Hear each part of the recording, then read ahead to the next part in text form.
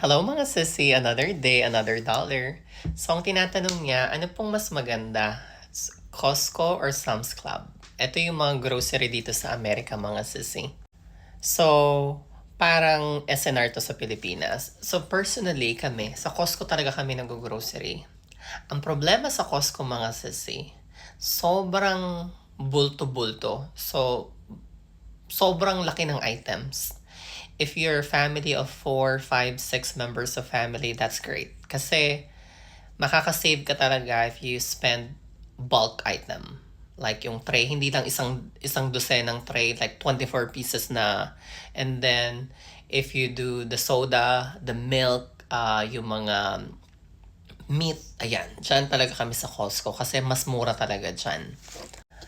Ang problema is yung vegetable. Kasi hindi ka makabili ng isa, dalawang piraso lang. Let's say sa Walmart. Kung gusto mo ng mga ilang piraso lang, since ako hindi rin ako masyadong malakas kumain. And sad to say this na so many times na it just went out in the garbage. Natatapon lang talaga. Kasi hindi makain. Ang problema sa Costco, when you buy something, 6 na piraso, 10 piraso. Paano mo naman uubusin yan, right? Sa Walmart, pwede ka magbili-bili ng mga tingi-tingi. So, yun yung maganda kung personal consumption yung gagamitin.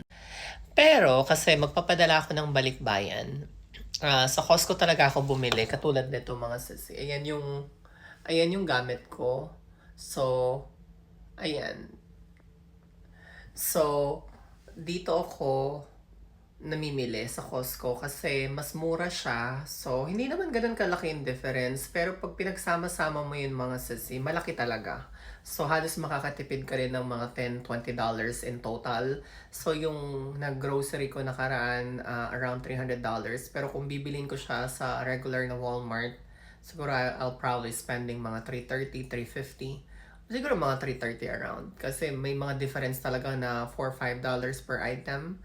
Kasi sa Costco, let's say itong mga gamot na itong mga sisi, sa Costco naka-discount yan. So, may mga discount na $4, $3. Kung pag binili mo to sa ibang items, let's say itong mga malalaking gamot na to, halos mga $15 to. Or mga $18-20. Pero pag binili mo to sa Costco, $11 lang. So, mas malaki siya kung tatanungin mo sa akin. So, yun yung nakita kong difference. Kaya mas gusto ko sa Costco.